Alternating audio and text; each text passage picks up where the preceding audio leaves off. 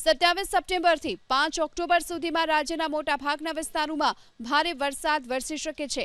બંગાળની ખાડીમાં પૂર્વીય દેશો તરફથી આવેલા વાવાઝોડાના અવશેષોના કારણે રાજ્યમાં ભારેથી અતિ ભારે વરસાદ વરસશે.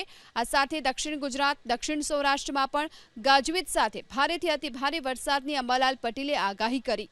ઉત્તર ગુજરાતમાં પણ ગાજવીજ સાથે વરસાદ વરસવાનું અંબાલાલ પટેલે અનુમાન વ્યક્ત કર્યું છે. આજે પહેલા દિવસે આપણે જોવા જઈએ તો પવનનું જોર રહેશે અને દક્ષિણ ગુજરાતના કેટલાક ભાગો અને સૌરાષ્ટ્રના કેટલાક ભાગો અને મધ્ય ગુજરાતના કેટલાક ભાગોમાં હવામાન પલટાઈ શકે છે અને વરસાદ થઈ શકે છે.